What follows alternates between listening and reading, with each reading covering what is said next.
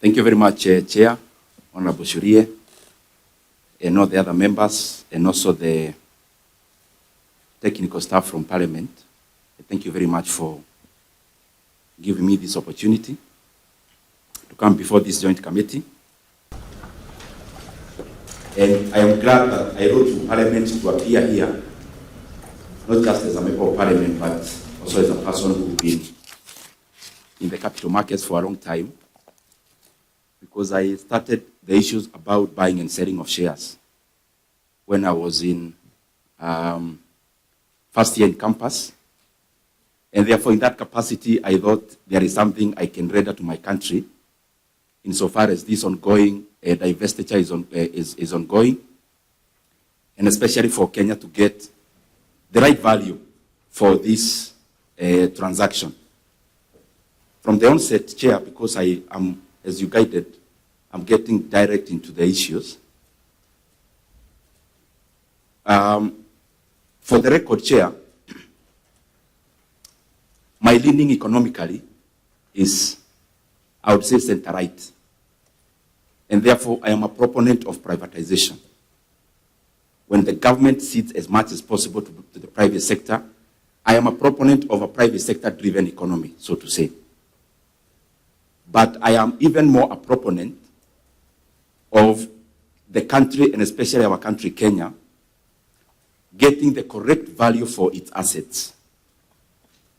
And the reason I'm here is basically for Kenya to get the right value of its assets. Honorable Chair, I have distributed some of the part of the memoranda, but you allow me not to follow each point so that we also have time to interact with members through in terms of questions. I framed my memorandum not in terms of only giving solutions, but also asking questions. Because I believe it is the mandate of all of us, including this joint committee, as the representatives of the people, of all the people who appeared before you, Chair. Only the members here are elected directly by the people of Kenya. And therefore, we must reason like the people of Kenya. Because I believe a representative, you are not elected to leap forward. You are elected to represent. And representing, you only represent the people who are like you. So our reasoning must always correspond to the reasoning of the people of Kenya in such a matter as this. And therefore, Chair, some of the issues I'll be highlighting, I may give solutions given the experience I have, but I'll also give a lot of questions, because I believe those questions I'll be giving forth, it is also our business to seek for answers from the right offices where the people we represent may not necessarily be able to go there by their own. Starting off, and I hope I'm clear on that, some will be questions, because I need answers also as a Kenyan, as a member of Parliament, but also as a practitioner in the capital markets. But others, I'll also be proposing solutions. The answers meaning there are technical departments of government who should provide answers to those questions. So, Chairman, my first issue, and I'm doing this in good faith just for a start. I'm doing it for good faith. If, for example, now I am told Kenya can get value for this transaction, I would leave this meeting because my business would be done. And having said that, I have some experience in the capital markets. Chair, you will allow me. There is some information. I also have some I'll say today, some I'll say in the floor to guide this discussion nationally. And there are some information I'll just highlight for you to also dig further, because I know. And I would not want to bring emotional suggestions. I'll say things that I know for sure. I have a backup of evidence. Number one, Chairman, this transaction that you're having is the largest in terms of quantum since our independence. Kenya has never had a divestiture of this nature in terms of quantum. It is the first time. And therefore, it should be important that we make this debate as robust as possible. Before the National Treasury even brought the sessional paper, I would want to know, Chair, and it's not you to answer, I'm just asking so that the committee can continue also interrogating it, whether there was public participation done at the level of the National Treasury, and especially given the importance of this transaction. The second thing is that I am privy to the information that some of the people who actually represented the government of Kenya in this transaction are neither contracted by government, they are also neither civil servants. Who did they represent? And especially some I know. And when the right time comes, I will give names so that we move forward together as a country in this matter. How can we have in a transaction a person meeting our buyers informally, and the same people also do business with the buyers? And as they say so, Chairman, I know exactly what I'm saying. Even the people who I am referring to, they know.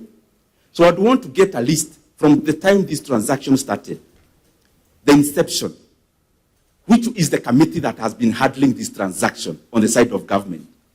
Who are these individuals? So that we run away from this blanket issue of saying government, yet the people we are calling government are actually not government. So, Chairman, it is important since this transaction started that we get a list of the individuals who have been involved in negotiating for this transaction.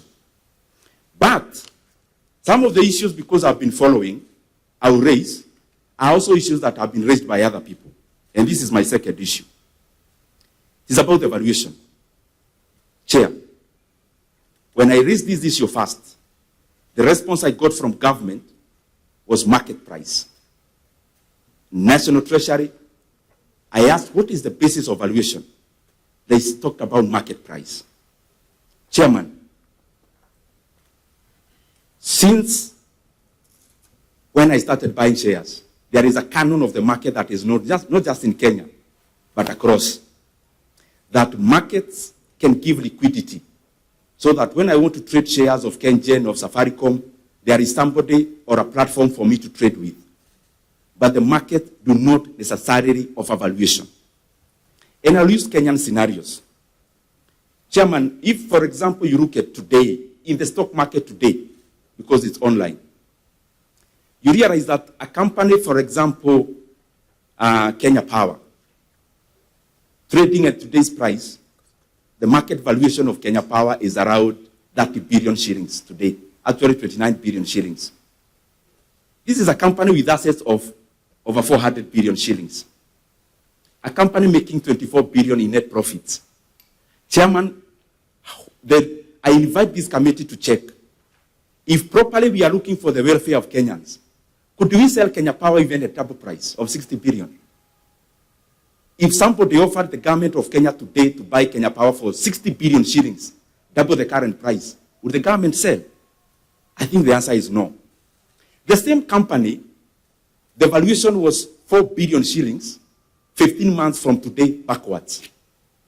Nothing fundamentally has changed, but the valuation of Kenya Power has more than times 7. There's nothing that has fundamentally changed. This just to show the vagaries of the market when it comes to valuations. You can talk about KenGen. KenGen is making around 10 billion in net profit every year. The valuation as of today is 60 billion shillings. Their asset is 500 billion shillings. The valuation of KenGen is 60 billion shillings today, Chair.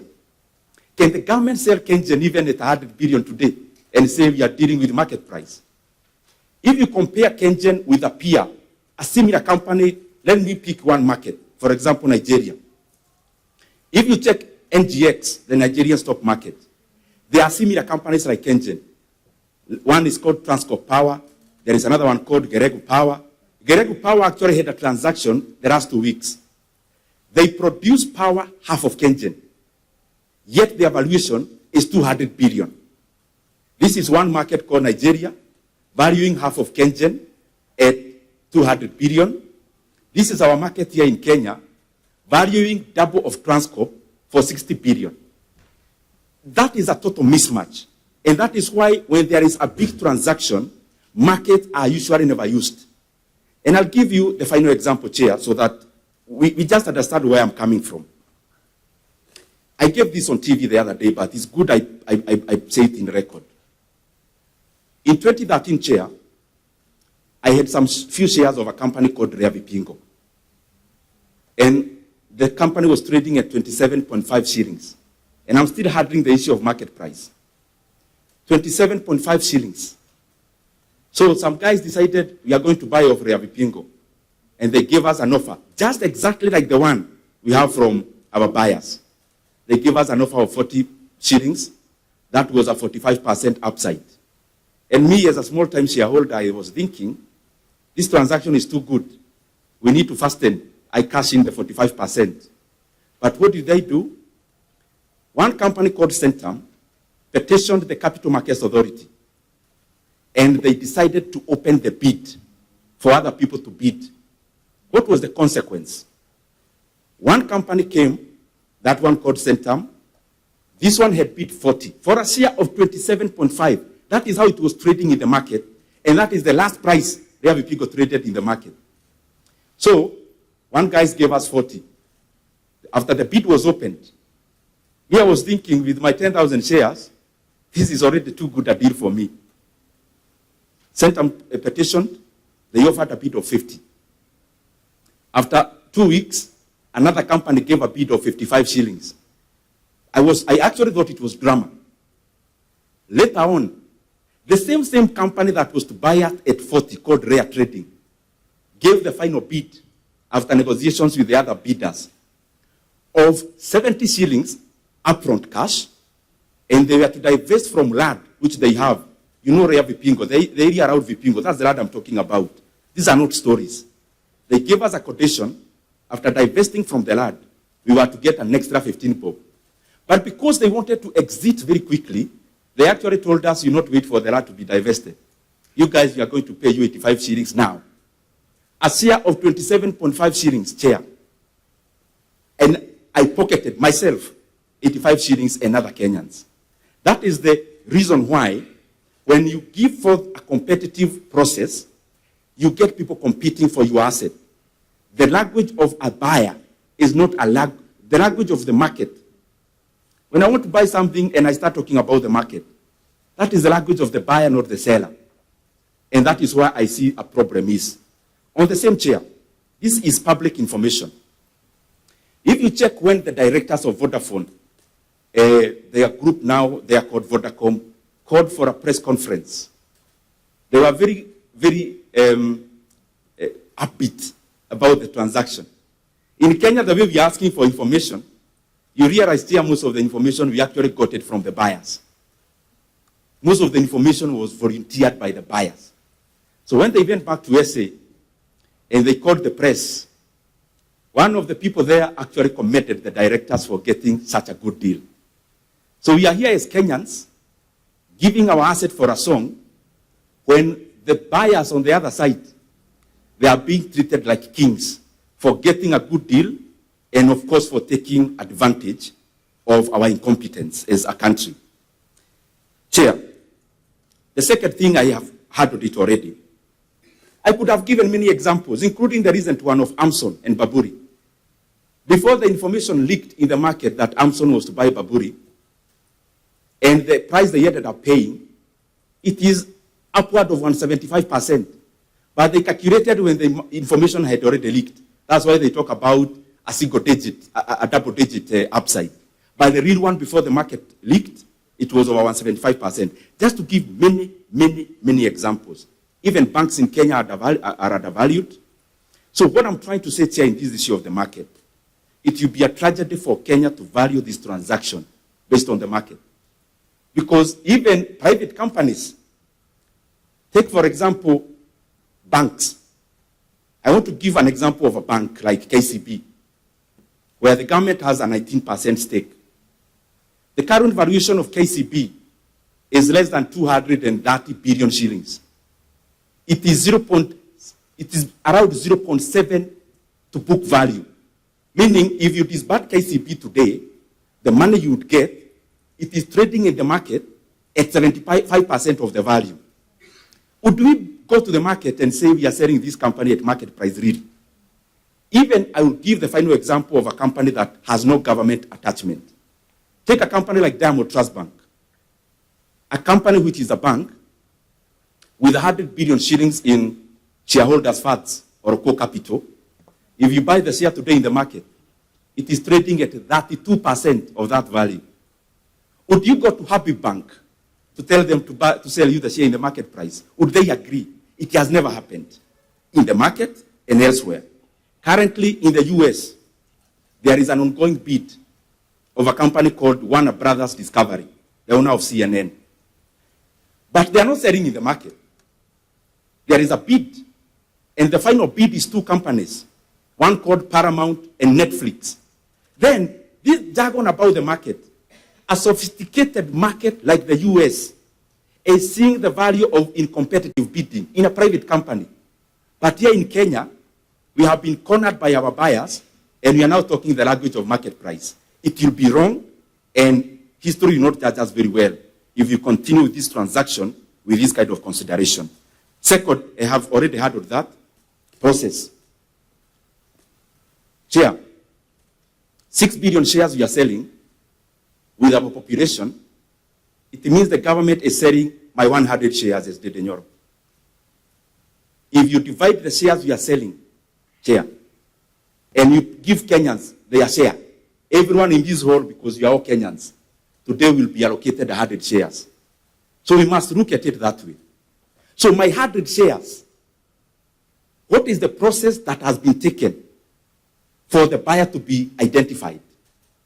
What was the process? How did you one day wake up and decide you are going to sell to the current buyer? I will highlight just a few because I know there will be questions. Let me go to the next one. There is something in the market for any transaction to work.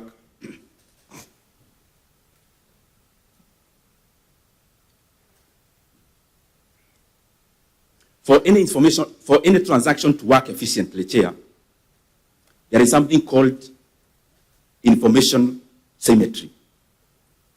Now, we are selling our stake of 15% to a company who is already inside Safaricom, who are already having board members. So, definitely, they already have a step ahead of any other person who would think of buying our stake because of the information asymmetry. That is something else that we have to look at. Chair, allow me so that I go, this other point I think is the main one that brought me here. So before I go to that one, this issue of valuation, let me just recap a little bit in 1 minute. So, beyond the market, can we get the government of Kenya, when they conceptualized this issue of selling our stake, which valuation methods did they employ? Who did they hire to do the valuation? When did they hire those people? Because listening to the proceedings in the previous appearances, I heard about KCB and a framework contract. But Chairman, I would want to see that framework contract because I've been listening so that I don't waste your time. And Mheshimiwa, I think, yes, Treasury did make that, and as a committee, we have requested for that framework. So, and I'm sure as a member of Parliament, you will definitely have access to that once it's right. Thank you very much, Chair. You know the reason I'm asking that, Chair? The day of the announcement of this deal, it came in wholesome. This is not how even transactions have been done previously. You come and bombard the market with information, and then immediately you're already announcing the price. So who determined that price? Who are these people who are hired to determine this price? That is something we have to interrogate. So there are various variations. That is what I'm trying to arrive at. In telcos, you can do EBITDA times, depends on how many times it is. But let me use the most simple manner and parameter of valuing a company as diversified as Safaricom PLC. Chairman, if you want, the easiest is price of earning ratio. It's called PE ratio. Safaricom, remember this financial year, they are having a blockbuster increment in profit. Chair. So we are selling our cow just immediately when it is coming out of the woods. What do I mean about the woods? Conveniently, the market has been bearish, but Safaricom has even been more bearish for this reason. You are building a flat here. We have a company, let's say, called ABC Limited. You are building a flat which you're already collecting rent. And that rent, you used it to build another flat. So the person looking at the bottom line will see that all the money you made in your first flat is already building the second one. So there will be no much profit. So our flat here is Ethiopia. We went to Ethiopia. Safaricom went to Ethiopia. Licenses alone. One license was 850 million USD. The other one was 150 million USD. You've already sunk 100 billion USD in Ethiopia on licenses alone. I've not talked about towers. They have done thousands of towers in Ethiopia. So that company, before it went to Ethiopia, because my main point is around valuation, in 2021, the share price was 45 shillings. And the market valuation of Safaricom PLC in 2021 was 1.8 trillion shillings. 2021. It has since invested in Ethiopia. Yes, it was bleeding, but the bleeding of cash in Ethiopia, according to Safaricom themselves, in the release of the last financial year, they are anticipating by next financial year, they are breaking even operationally.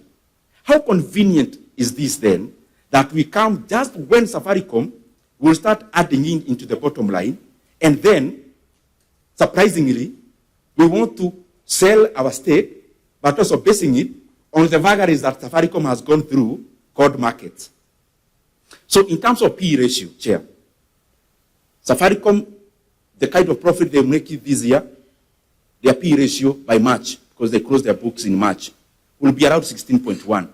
PE ratio measures, if you rely on dividend payment and the company pays 100% of dividends, how long would it take you to recover your investment?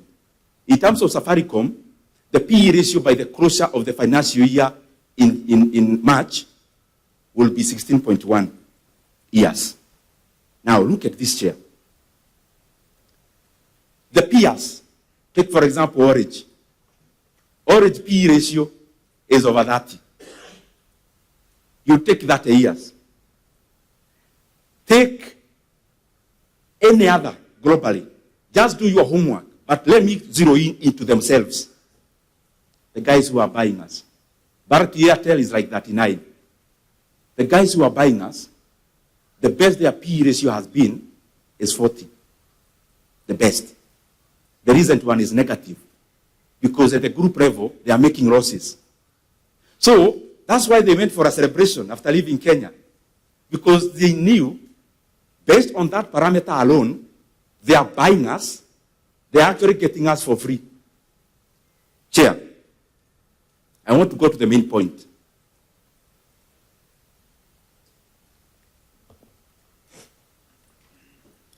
And Chairman, my pleading is this. If there is one point I would indulge the committee to just dig deeper, it is this one I'm giving. Chairman, in any transaction, Honorable Kaluma is a lawyer, I'm sure he knows. Any commercial lawyer knows. In any transaction, the detail is not even in the price. The detail is in something called condition precedent. Conditions precedent. Conditions precedent is like I am buying a shamba. So I'm buying some piece of land in Migori. So when I'm buying this piece of land, part of the condition, let's say I'm buying it for 2 million shillings per acre. By the condition precedent, I'm told, we think there might be gold here. In case there is gold, the condition precedent we had right there, I will always have half of the revenue from that gold. Chairman, that supersedes even the consideration. I invite this committee because I know what I'm talking about is the fact. Kenya is losing over 100 billion Kenya shillings on quotation precedent alone. And the Communications Authority is the bigger conveyor of these quotations precedent. Licenses that were due last year, including the main licenses, which I have submitted in my memorandum, like the network facilities, the one that deals with network facilities, which is Tier 1. Chairman, who authorized the Communications Authority to commit to give a discount to Safaricom in the renewal of 5 licenses, which some I have tabulated in my memorandum? That Kenya in that respect is losing close to 100 billion Kenya shillings on conditions precedent. Things we have already promised the buyer. We have told them, you buy us out, you'll pay half the license fee. Half the license fee in terms of billions of shillings.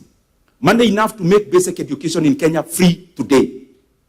So the Communications Authority, the management, went ahead to commit Kenya to a loss of over close to 100 billion Kenya shillings on conditions precedent. The board had not met when the management of CA did that. And I would want them to table to this committee when the board of CA met to actually discuss about not any other matter, the conditions precedent that we have given to the buyers where Kenya is losing over 100 billion shillings. So we are here talking about 2 or 4 billion, but the net amount of money we are actually getting as Kenya is 1 or 4 billion, because 100 billion shillings is already lost in conditions precedent. Chairman, if there is one thing that you have to stop, is that one, because there is no basis. Secondly, some of the licenses that other players in the market are getting for 15 years, the buyer cornered us as Kenya to put on a length of 25 years. Members, my brothers and sisters, we are here committing our country for the next 25 years. And I'd want all of us to add 25 years to the age that we already have. And we commit that we can continue answering these questions, that we committed Kenya to a loss of 100 billion, that we are willing to answer that question until, if you are 40, you are 65. And what is the basis of even this condition precedent? It is just absurd, Chair. And this must stop. And some of these conversations that were done, that we take this discussion and this transaction so light that we are doing phone calls. Phone calls where Kenya is losing 100 billion shillings, that make this letter to the... when the transaction happened, Chair, it was a hurry because I thought this is the only person who can bail us out because we are nearing election, we need money. Chairman, have you looked at mobile termination rates? What conditions precedent did we give to the buyers? Conditions precedent, and as I'm repeating, is this, Chair. You want to sweeten the deal. In the markets, we say sweetening the deal. So that, okay, I'm selling this cow, but I'm also selling with the calf. You try to sweeten. So, the condition precedent we gave is actually bigger than what we are selling. So we lose money on one hand through CA, 1 on licenses, 5 of them, over 100 billion shillings.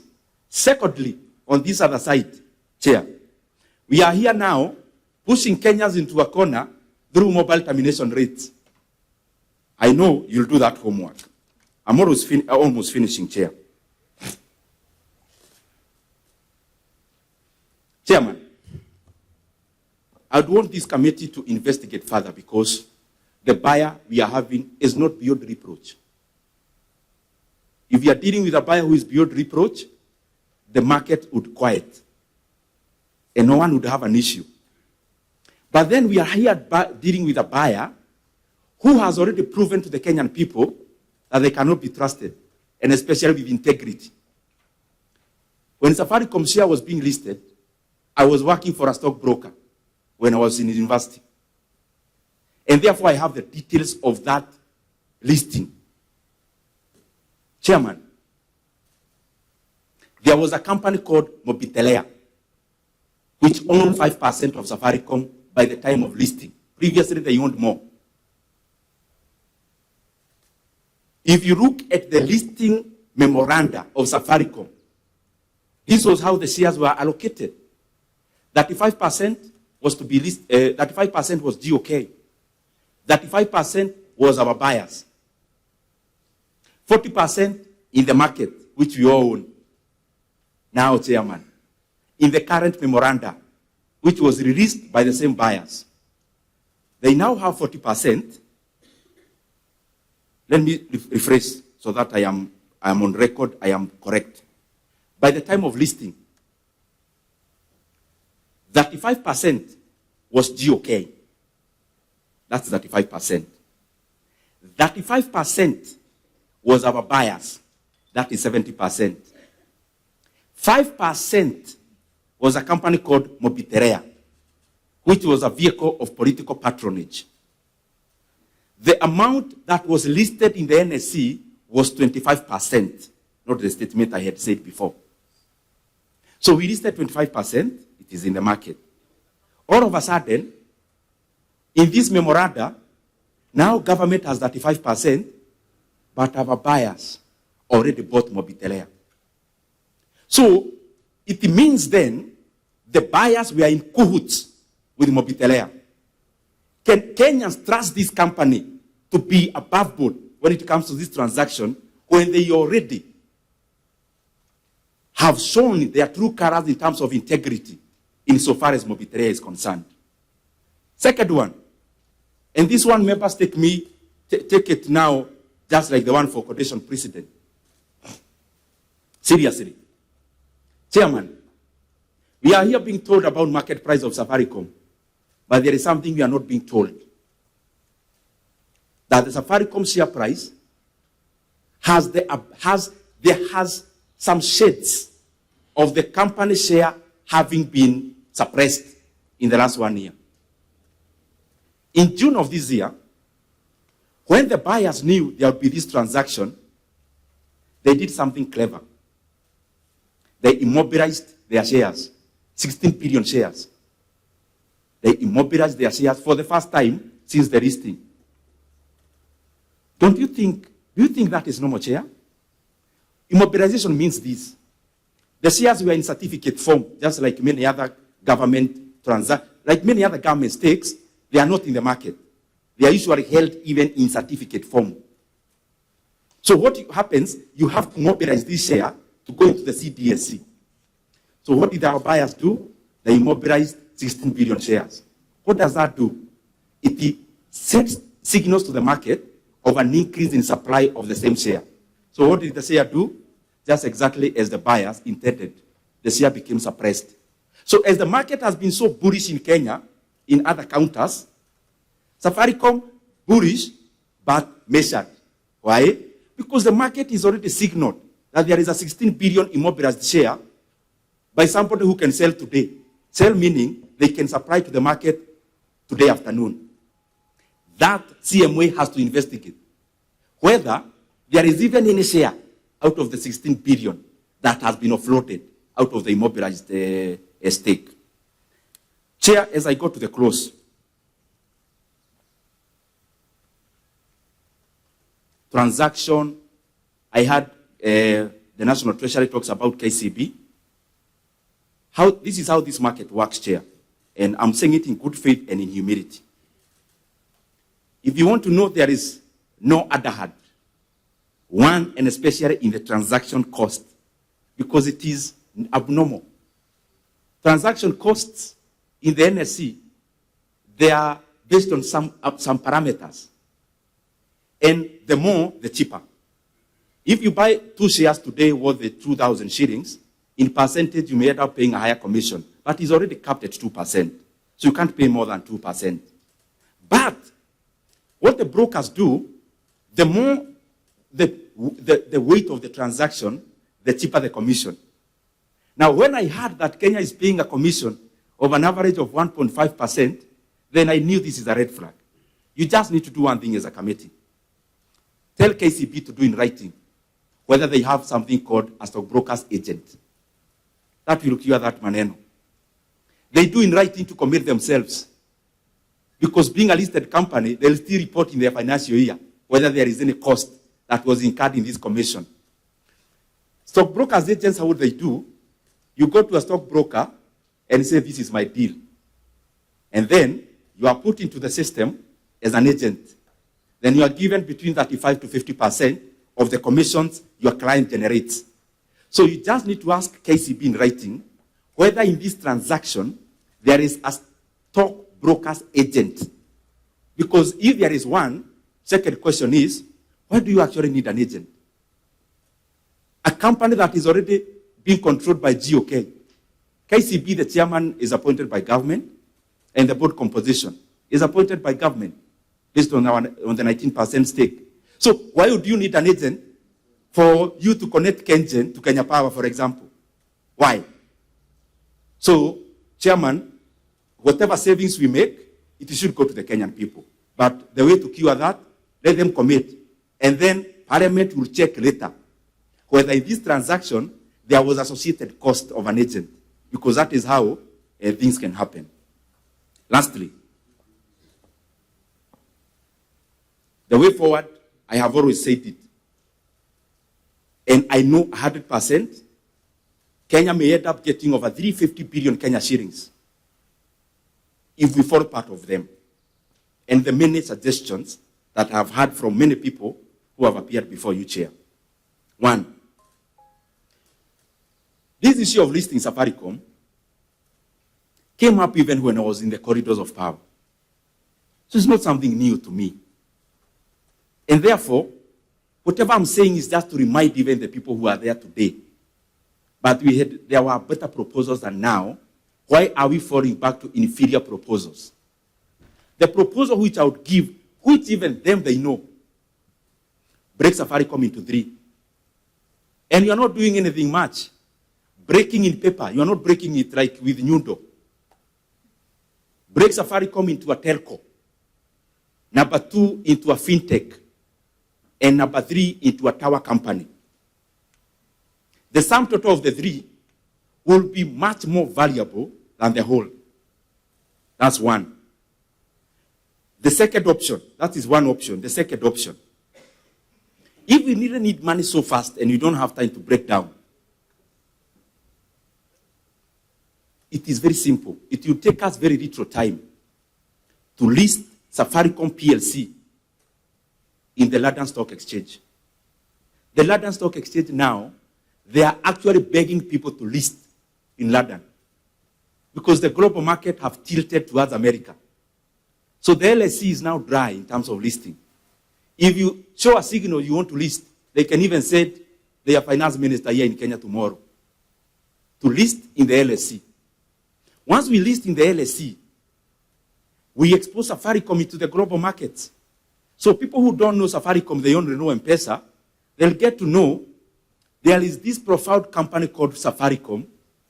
It is actually the owner of M-Pesa, because M-Pesa is actually more known globally than Safaricom. What does that do? It creates interest. Chairman, after that, within the same option. After listing the LSE, open bids, international bids, for only 2 months, Kenya will be surprised that we will have people bidding even above the current consideration because of the other parameters that I gave. And I can bet to you, Chairman, and this issue is very weighty in my heart, is very heavy in my heart. The market already knew that Etisalat wanted to buy Vodacom. It was already known in the market. And therefore, I will not be surprised if our buyers today, next month, they are on sale. Why can't Kenya be patient for 2 months? We go directly to the main buyer and we get the right valuation. When we open an international bid, I can guarantee you we'll have the same buyers bidding at a higher price. We'll have Orit bidding at a higher price. You'll have them, Etisalat themselves bidding. You can have investment vehicles like BlackRock bidding, like Blackstone. Eventually, Kenya will get more, as the story I gave about Rea Vipingo. So my submission, Chairman, is let us open this bid to international bidders. And we lose nothing. If Kenya gets an additional 150 billion, I thought the mileage will go to government. They'll build more roads. So, I mean, everyone benefits. Why can't we be patient for 2 months and we get a higher price, Chairman? Thank you very much. And as I submit, we look about the dividend. This is another securitization, as you know, of dividend. I would want to know even from the committee, maybe separately. You know, there's something called MTDS, whether it's actually part of it. We are now securitizing dividend. This dividend was part of our Appropriations Act, the current one. Because part of our revenues, the dividend is part of it. So we have securitized. I may ask many questions even about the current IPO that is ongoing. The proceeds were part of the Appropriations Act. So don't we see a mismatch? We have securitized dividend for the next many years, yet in our long-term and medium-term planning as a country, it is already accounted for as a revenue direct to the consolidated fund. I think Kenyans deserve answers on that. Thank you, Chair. I may give more rejoinders as we interact with members. I thank you very much.